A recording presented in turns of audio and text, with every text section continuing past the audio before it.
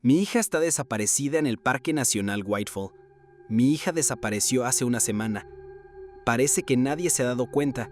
Miran a esa cosa como si fuera mi hija. Pero yo sé más. Yo estaba ahí cuando lo que fuera que la quería se la llevó. La reemplazó. Mi esposo y yo hemos estado pasando por una mala racha desde principios de este año. Pequeñas cosas se convertían en discusiones mayores hasta que no queríamos estar cerca el uno del otro día a día. La separación se cernía sobre nosotros, pero estábamos haciendo todo lo posible para evitarla. Una tarde cualquiera, tras una larga discusión, sentí una llamada hacia nuestro garaje.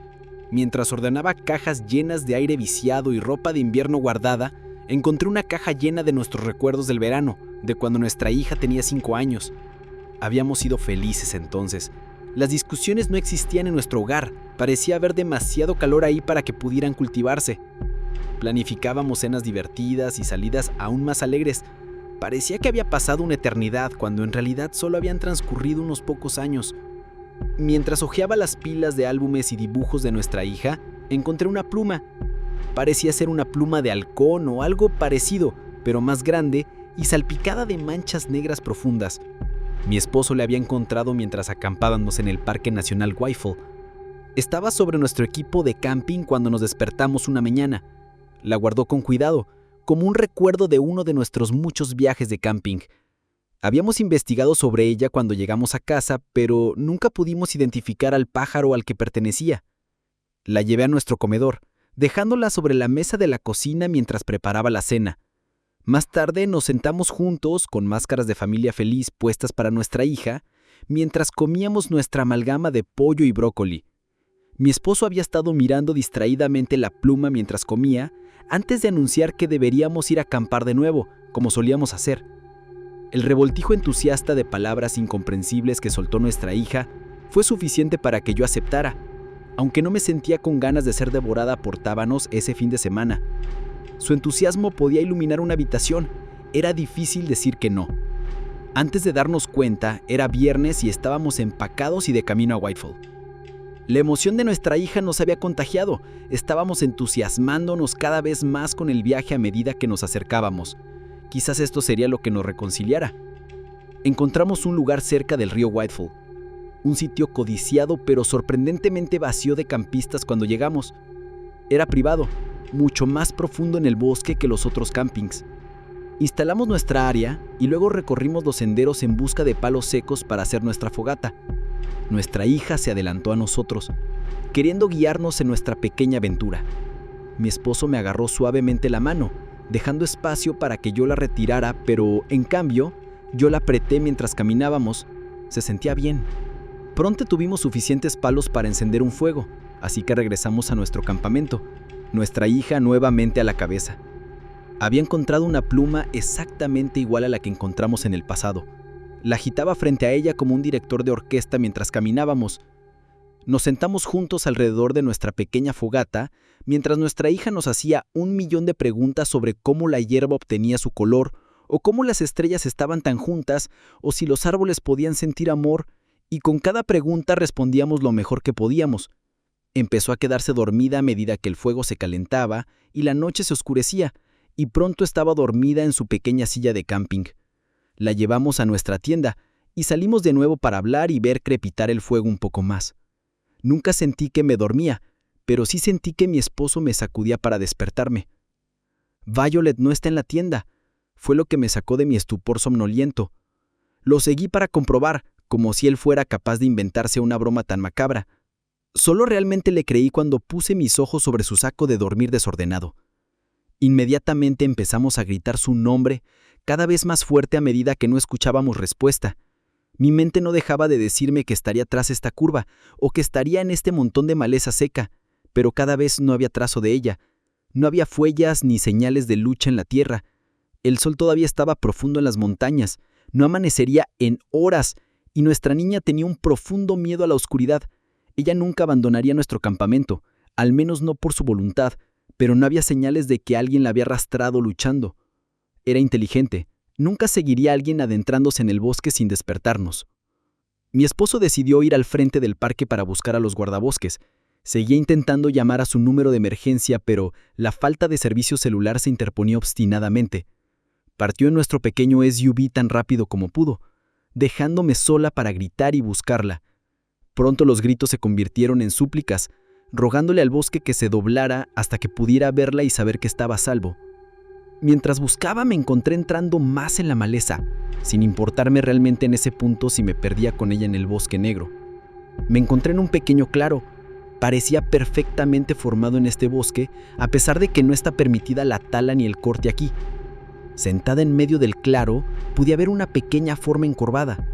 Su espalda estaba arqueada, de una manera antinaturalmente profunda, con una camisa de forma extraña cubriendo la mitad inferior, y su largo cabello oscuro ocultaba su cara.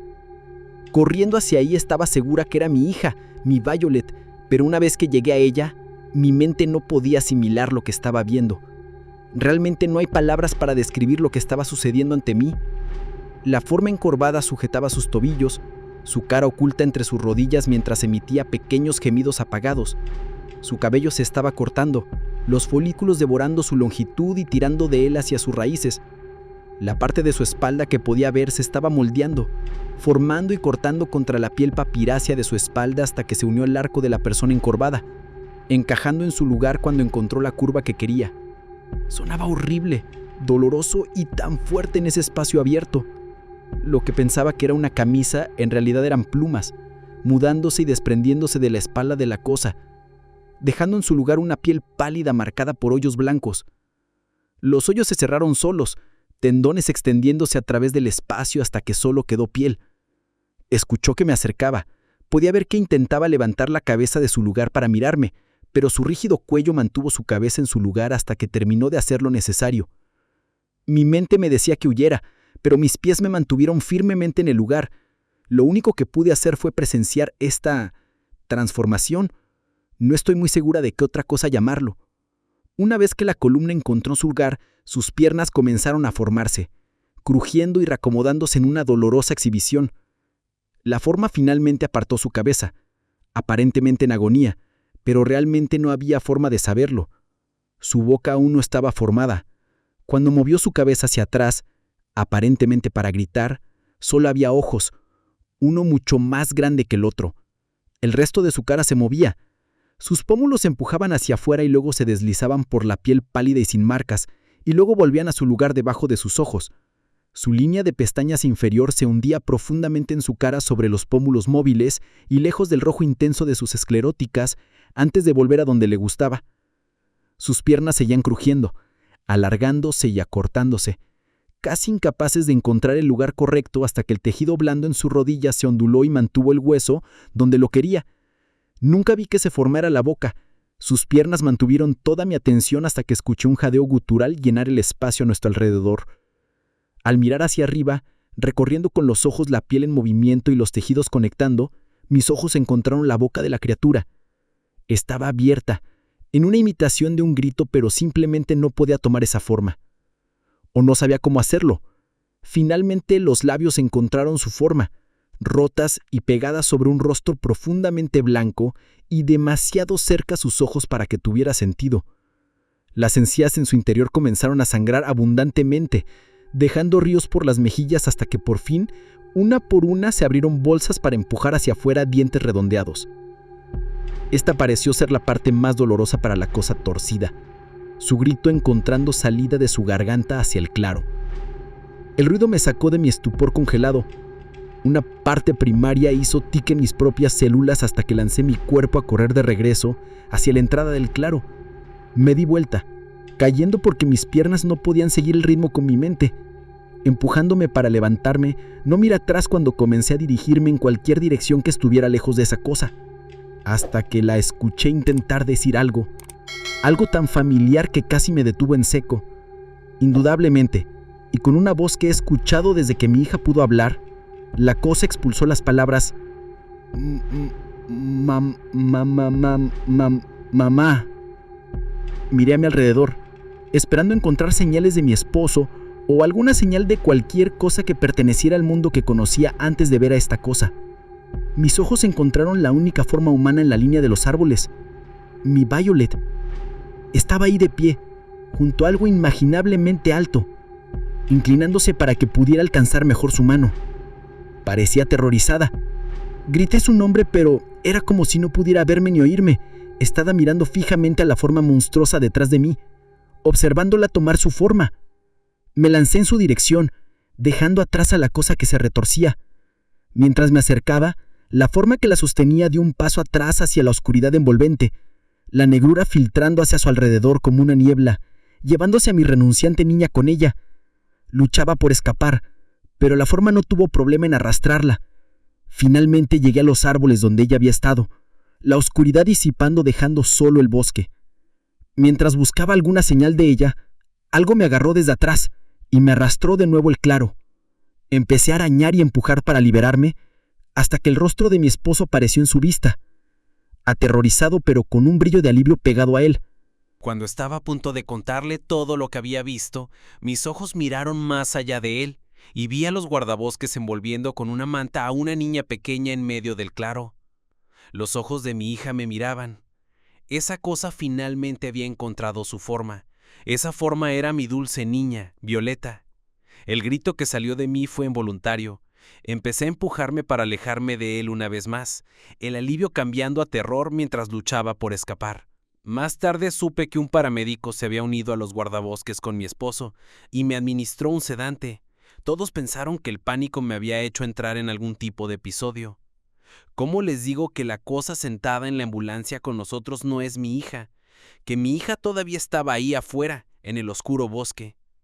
Intenté contarle a mi esposo, susurrándole lo que sucedió por si la cosa podía huir, pero él parecía volverse más incrédulo a medida que hablaba. ¿Cómo podía creerme cuando la cosa sentada a medio metro parecía tanto a ella? Hablaba como ella, bromeaba como ella, cuestionaba a los paramédicos exactamente como lo haría mi hija. Empecé a creer que tal vez me había inventado todo, hasta que llegamos a casa. Pequeñas cosas no estaban bien. Esta Violeta odiaba comidas que mi hija adoraba. No tenía ciertas cicatrices que mi hija tenía o estaban deformadas y ligeramente por encima de su lugar original. Sus pecas eran más oscuras y estaban más altas en sus mejillas que antes. Mi esposo a veces la miraba fijamente. Sus modales la hacían parecer una extraña en momentos. Sentía que estaba empezando a darse cuenta de que no estaba bien, pero entonces ella hacía algo inconfundiblemente Violeta y él se reía, y volvía a su rutina normal. Esta cosa no era mi hija, y yo era la única que lo sabía o le importaba. Ni siquiera la cosa parecía entenderlo. Pasaba sus días actuando como lo hacía Violeta. Iba a la escuela, volvía a casa y cenaba con nosotros. Nos pedía que leyéramos cuentos y se quedaba despierta hasta tarde para ver Bob Esponja en la tele. A veces la encontraba mirando al vacío, ya sea por las ventanas o al espacio, como si estuviera en trance. Sentía que la observaba y se sacudía de su estupor, y me hacía una pregunta que solo Violeta podría idear. Unos días después de que todo sucedió, no pude soportarlo más. Salí tarde en la noche y me encontré conduciendo de regreso a Whitehall. Yo era la única que sabía que ella todavía estaba allá afuera, sola y asustada. Tenía que encontrarla, incluso si eso significaba que me perdía con ella en el profundo y negro bosque. Busqué durante horas hasta que amaneció, y hasta que la luz se convirtió en un calor húmedo del sol. Mi esposo me encontró en el comienzo del sendero, sudada y sucia, casi 11 horas después de que me fui. Había usado la función buscar mi iPhone para ver dónde estaba. Me abrazó mientras sollozaba. Mientras él pensaba en cómo estaba perdiendo a su esposa por la locura, todo lo que yo podía pensar era en cómo perdimos a nuestra bebé por una cosa emplumada en el bosque.